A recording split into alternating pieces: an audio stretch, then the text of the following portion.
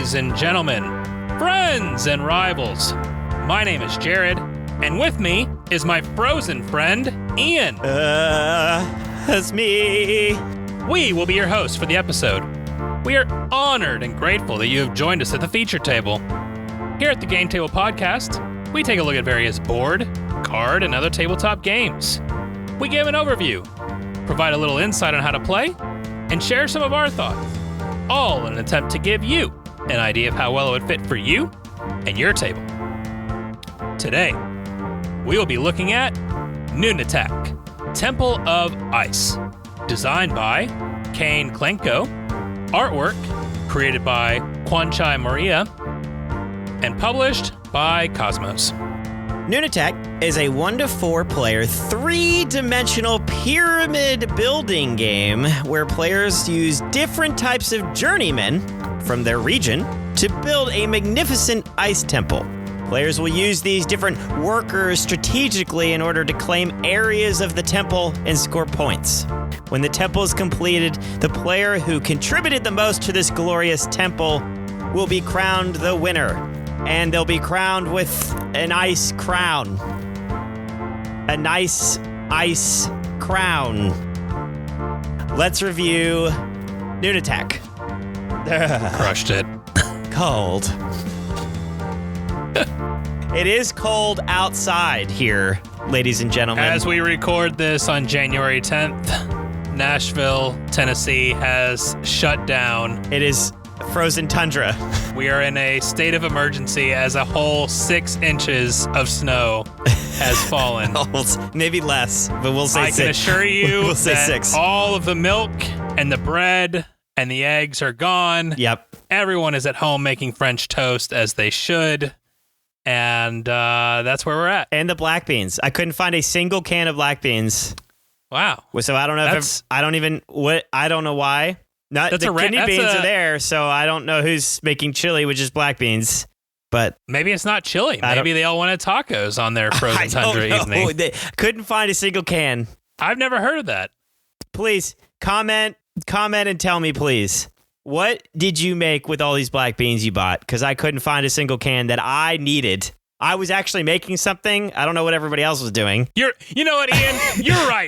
Nobody else was making anything with these black beans. They just bought them. You just bought them up. Gosh.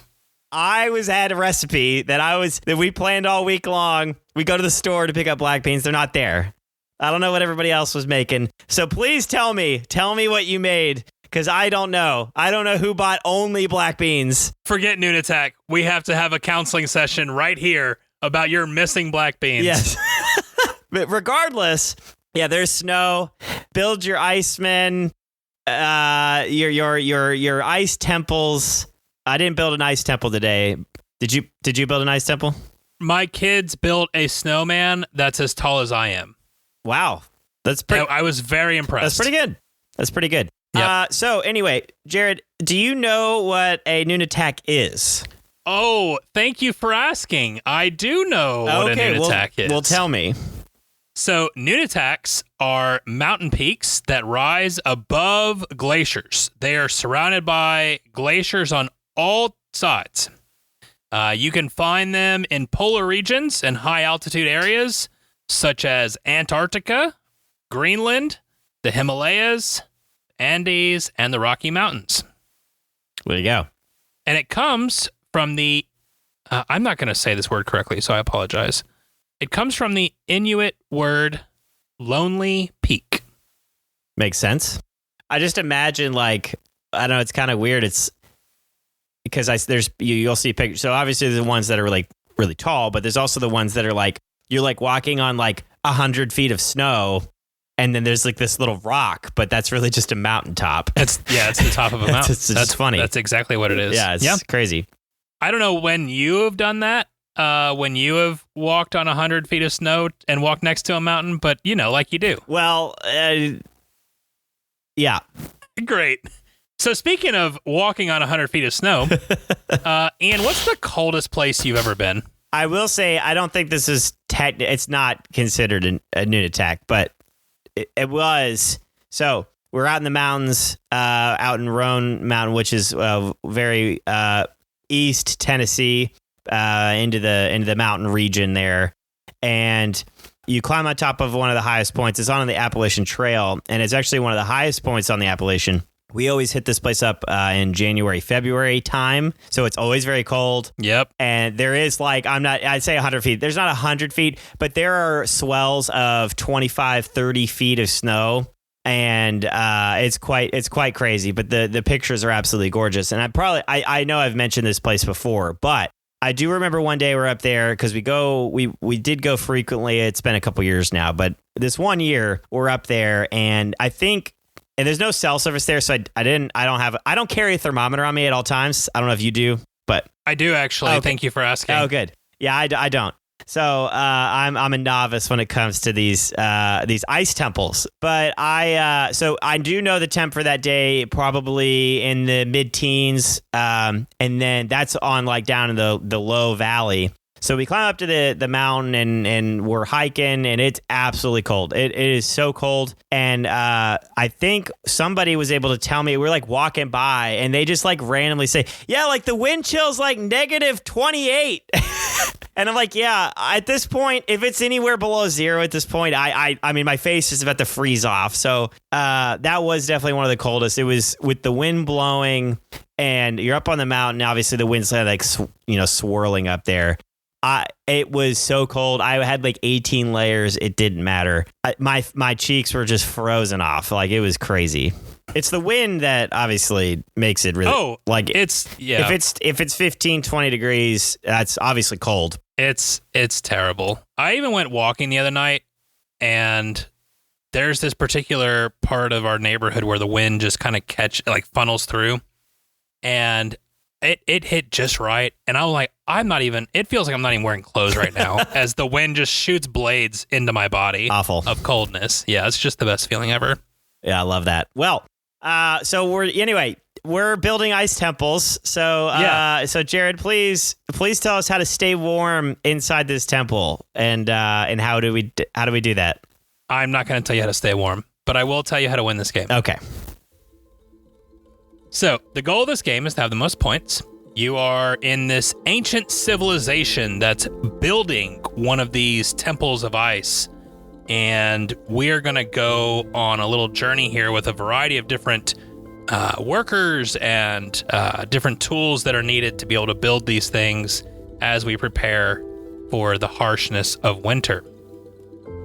There are, in fact, a variety of different ways to score, as all the players at the table are building one Nunatak, but obviously you're playing for yourselves. And so think of it like building an ice temple pyramid together, but you're not really working together. Each player is given 18 ice blocks of their color and a few scoring markers to keep track of your overall score, as well as your architect level. In the middle of the table, a square frame is built to make the score track, and inside this frame is a 5x5 grid of all the level 1 floor tiles. These are shuffled and will be different from game to game, so you'll just shuffle those up, deal them out, make that grid, and you've got your starting floor. These tiles each house one of the 6 different symbols, which you will determine where you can go on your turn and the different scoring methods that you can be working towards during your turn and throughout the game. Additionally, there is a deck of building cards that each have a matching symbol with the different icons on the floor tiles. So there are always going to be 4 of these cards face up throughout the game, and these 4 cards are what you get to select from to determine where you're going to place your ice block for that round. On a player's turn, they select one of the 4 face-up building cards and place it in front of them to start their collection of cards. Then they take one of their ice blocks and move it over to one of the floor tiles that match the card that was chosen. So if I have a builder card that I have placed in front of me, I can only place on builder tiles. And this will be very easily identified. And there is not a builder tile available. You cannot take the builder card because you must have both to be able to make it work. Each turn, you will add 1 card to your collection, which will increase your scoring potential. So the cards that you select, you're going to put in front of you and they're going to stay there. And you kind of collect them as sets, depending on the different kind of scoring that you're going to be going for. So the 6 different symbols identify as builders, and whoever has the most builders at the end of the game gets 20 points, and everyone else gets 2 points per builder. They also have an added bonus of letting you manipulate the board by moving around certain floor tiles when you select a builder card. Sculptors, basically the way they work, the more you have, the higher the total point value of that particular group. Next are artisans. They want to collect sets of a secondary symbol which only show up on these cards, and those secondary symbols are ropes, pickaxes, and pole saws. Then we have the beasts of burden. You want as many of these as possible because the more icons you have, the more points you're going to get. Architects utilize the raising of your architect track. And so basically the more architect cards you have and the higher your architect track working together, then you're going to get more points for them. And the way that you raise that architect track is by completing rows of ice blocks. They don't have to all be yours. And so as you're building this temple, there are going to be rows that are going to be created. And so if you're the one to finalize that row, then you get to move on your architect track because you're smarter than everybody else. And then last but not least, we have our elders. They provide blessings and also additional scoring. Blessings are cards that provide additional point scoring opportunities either at the end of the game or during the game itself. Going back to placing ice blocks, once you place an ice block that puts 4 ice blocks, hanging with me here, this is a visual thing. I'm hanging on. Hang on, Ian, we're gonna get there. Once you place an ice block that puts 4 ice blocks, and again, they don't have to all be yours, next to each other in a square, you place a floor tile on these ice blocks to create the next level. There are bonus points given if you're the one with the most of the ice blocks in this square that you've completed. If you have the most of them, you get 5 points. If someone else has the most, they get 5 points. And then there's also points for second player as well, and then you move on. When you place one of your ice blocks on a secondary level or higher, you will check to see which ice blocks are underneath that particular floor tile. These are easily seen because the way the structure of how the floor tile lays on the ice block, so you'll be able to determine which colors are whose pretty easy. And then so if you place one of your ice blocks on that level 2 or higher, you receive 1 point for each of your ice blocks that are directly below the ice block you just placed. Play will continue like this until you reach the top of the temple, at which point the game will end. Points are tallied, and the player with the most points wins. Let's head back over to the table and discuss. I am so cold.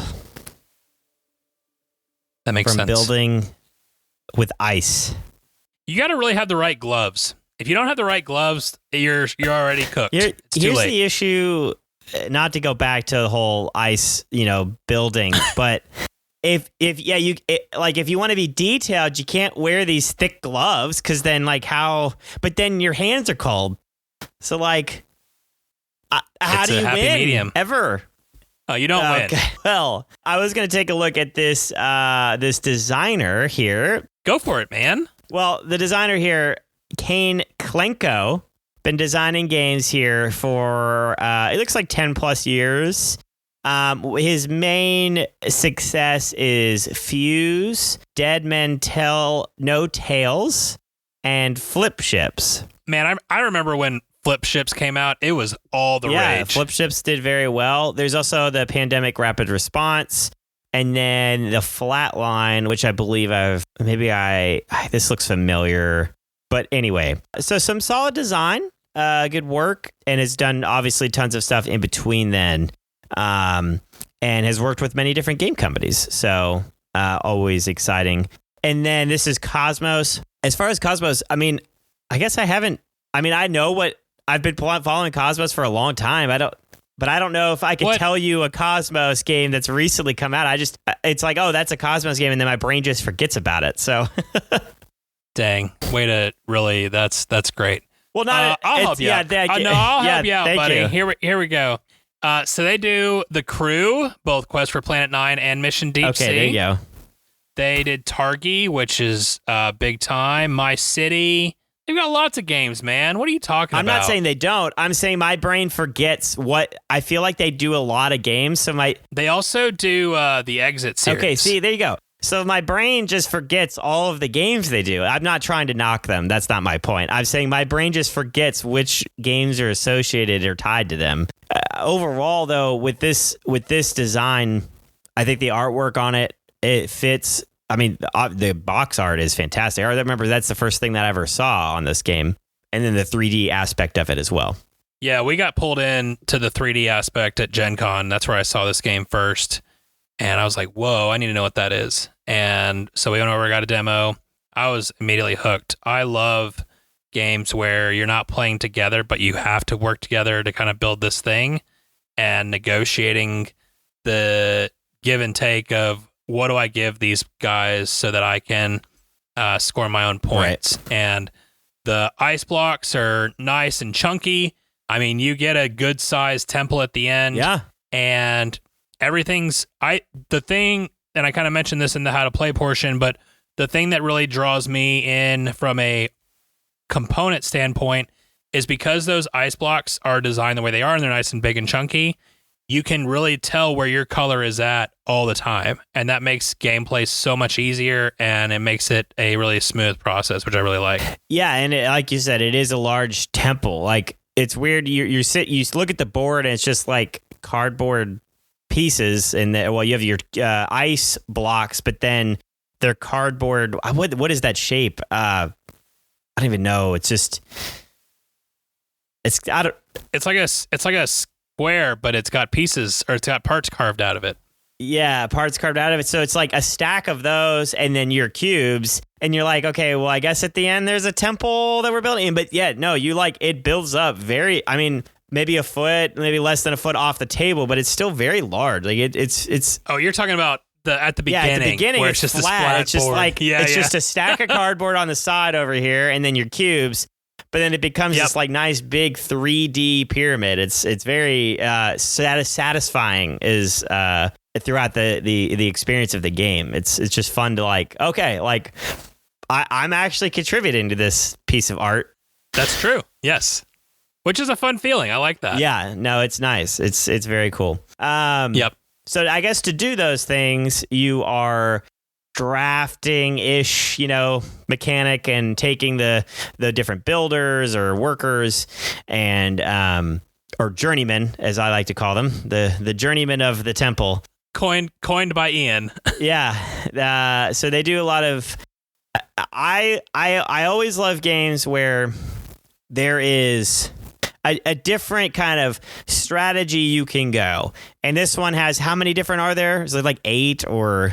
There's 6 different types. Okay, 6. It just feels like there's more, because I guess you get the little extra abilities as well. But anyway, there's really 6 different ways that you can go. You can just sell out all for one on some of them, and just like, if you got all of them, you'd score a ton of points. Usually it's better to balance out, obviously, but there is definitely some that you're going to stick a little more to than others. And so I like games that do that. I like games that allow you to kind of adapt to what the table is doing. And let's say there's a lack in this, but an excess in the artisans or whatever. I'm gonna grab that. You guys aren't taking that worker. I'm gonna go for it, and I'm just gonna get all of them. Yeah. I like being able to rack to the table and using that to my advantage.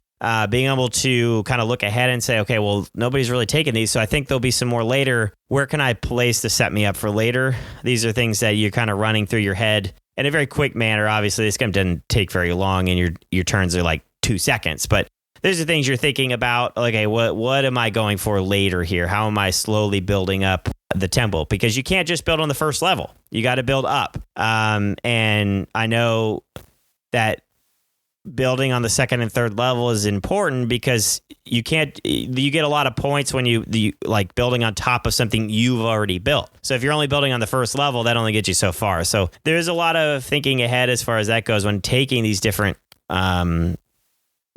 workers, and they all have different abilities, and they all do different things too. Like some of them trigger special effects or special rules, and I think that's really cool.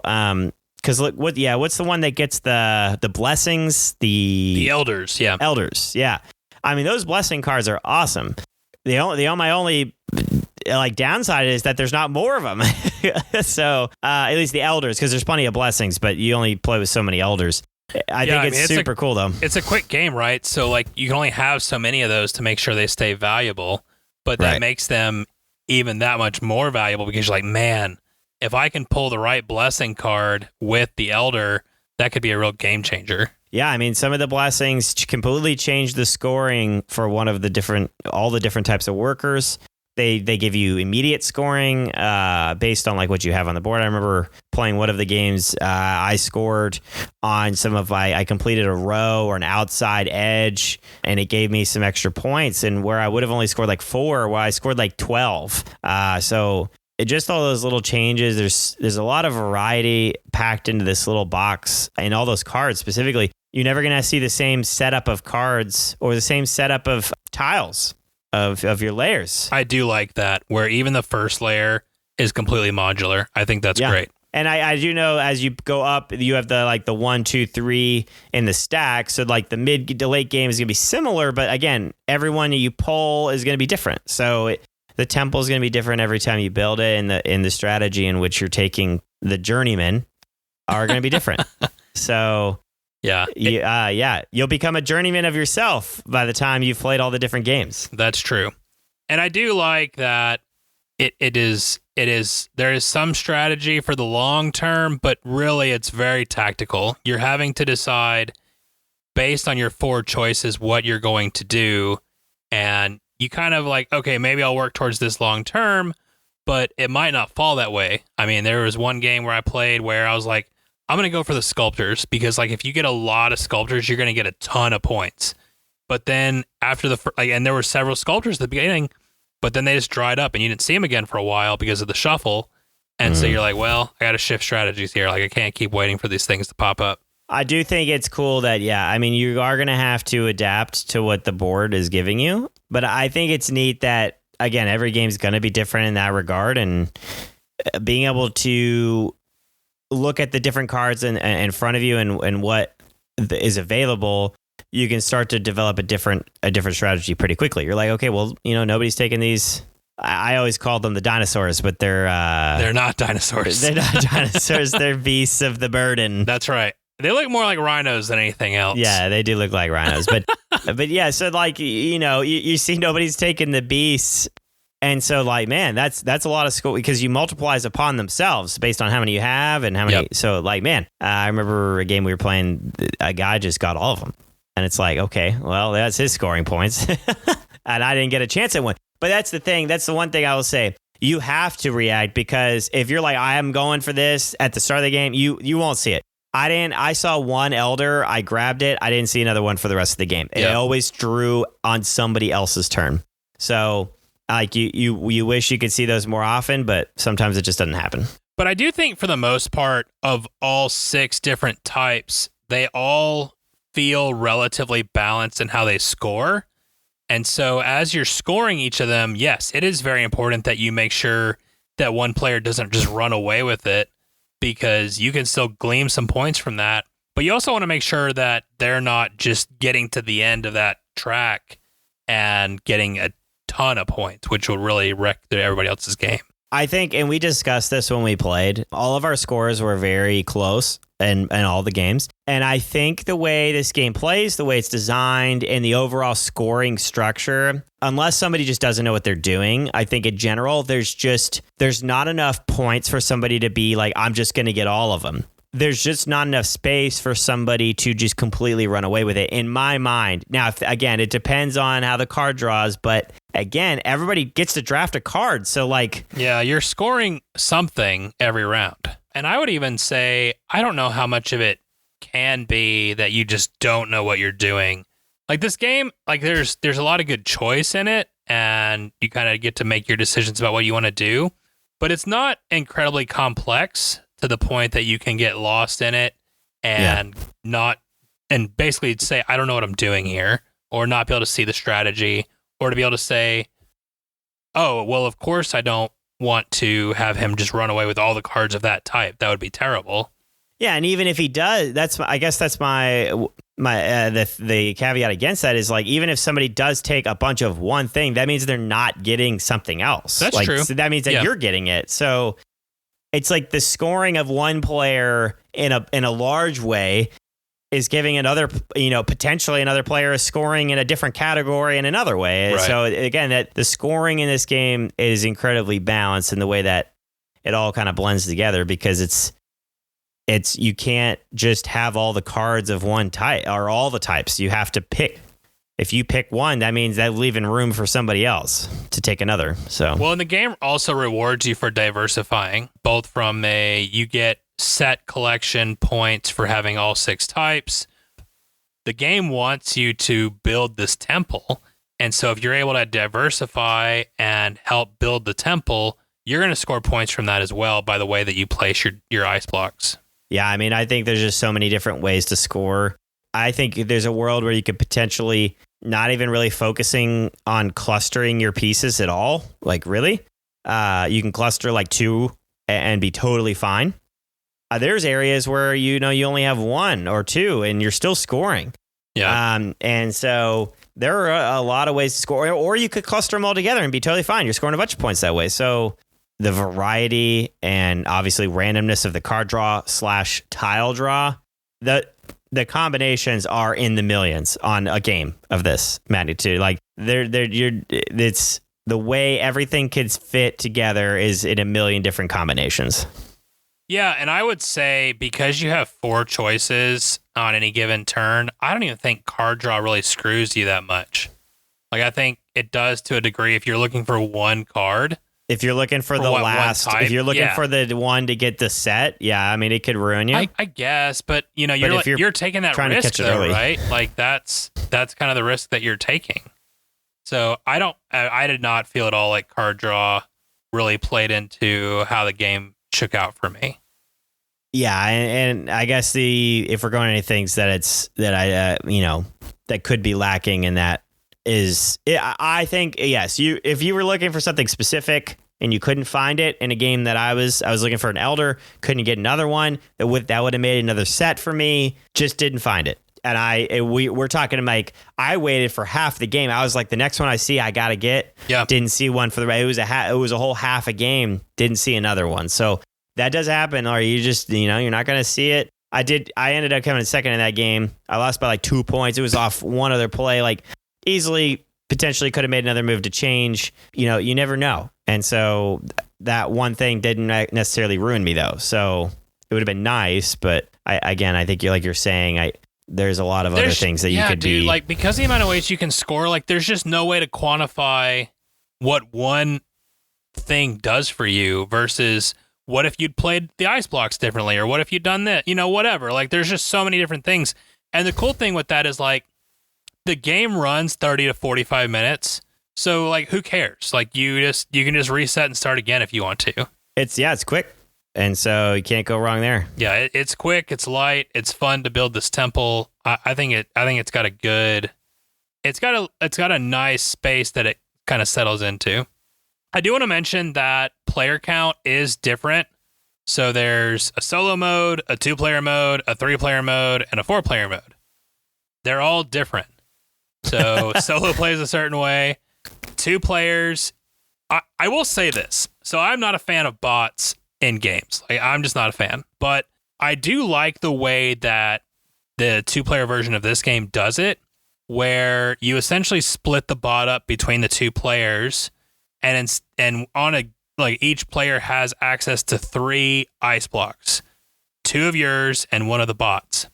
And when you have your turn, you can play your block or the bot's block. Say that 5 times fast.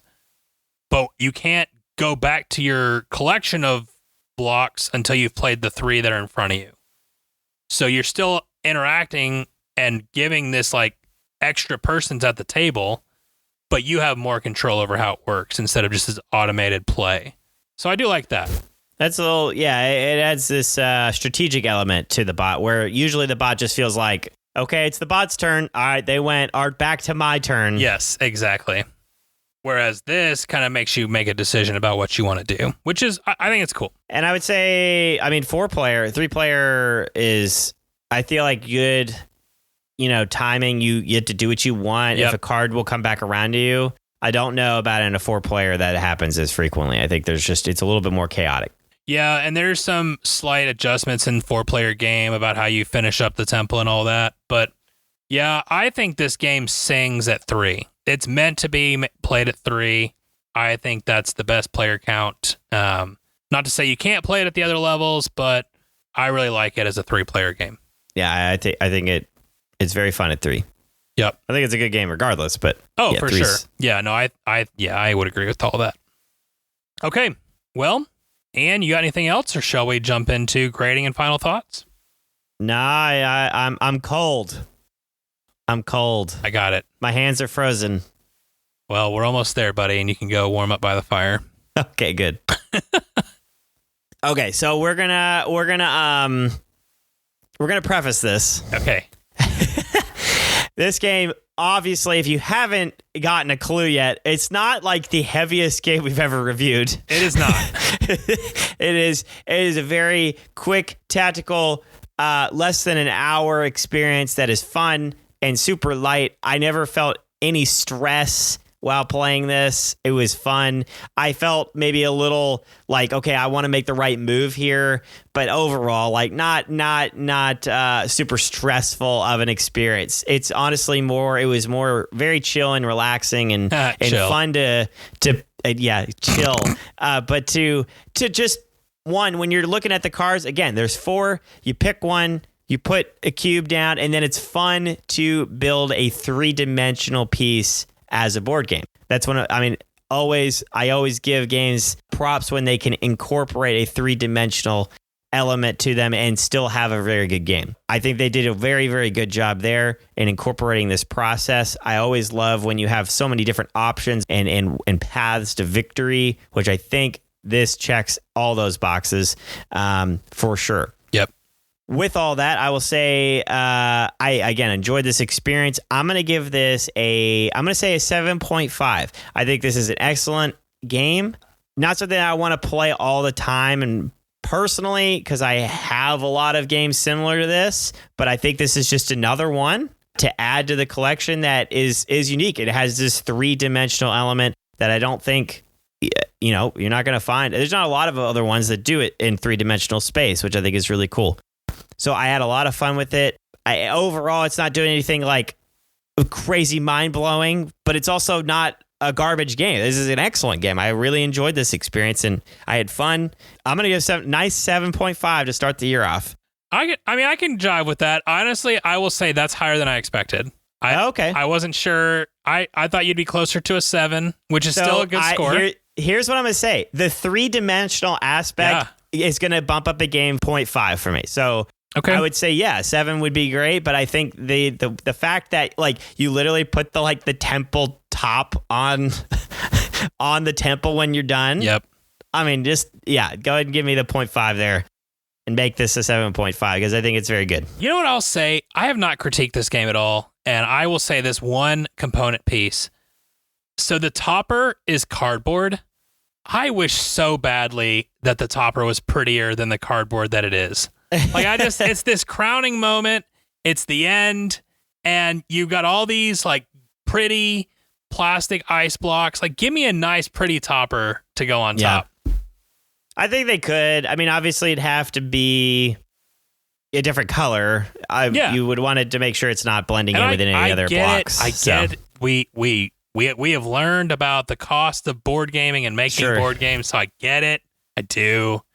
But it would have been great. Be nice. It would be nice. It would be nice. I still think it looks great though, so I won't knock it. No, it's not a major knock. It's just a I wish kind of thing. Sure. With all that said, that's the deluxe edition, the Kickstarter deluxe at some point. I don't know that that's coming, but it'll be like 7 times the size. It'll take up the entire table. Dude, can you imagine a giant version of this game? That would be pretty legit. Actually, I would be interested. That would be awesome. It'd be pretty sick. I'd be all about that.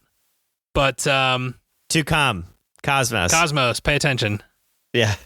All right, so I think for where this game sits, that 30 to 40 minute range, very light, but still has lots of different choices and scoring options. And for a game that just flows really well and kind of sits in that space, that's how I want to score this game. For me, I don't really have a lot to critique. It really did kind of do what I wanted it to do in this space. And so I'm really pleased with that.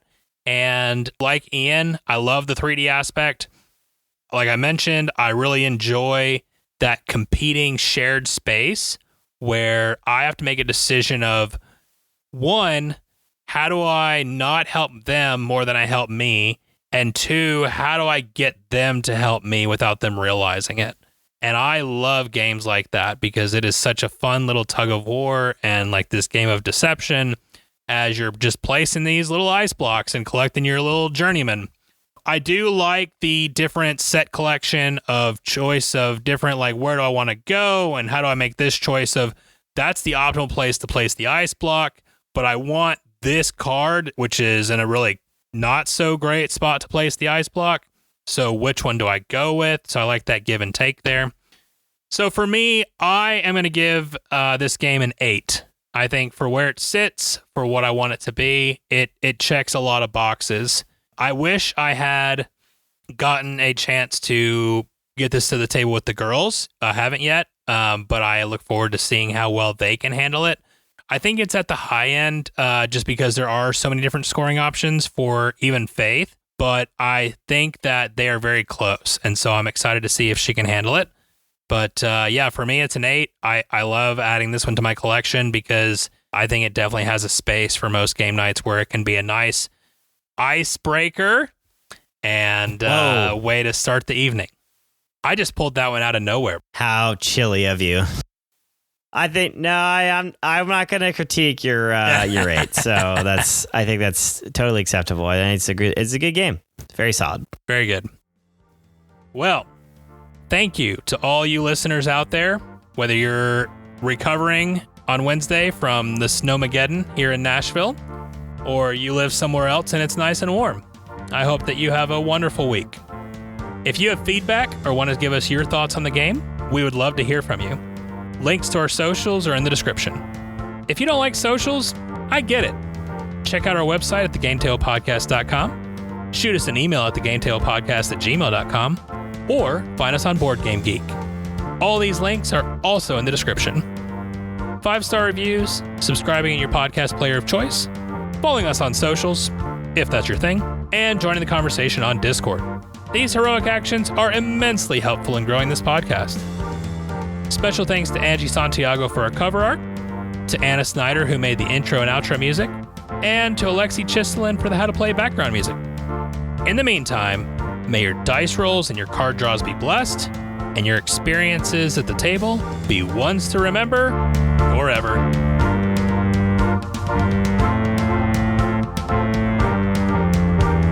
Hello there. Oh, gosh. That's fun. Welcome to the ice cold. No. It's cold out there. Do you want to build a snowman? All right, I'm cutting the recording.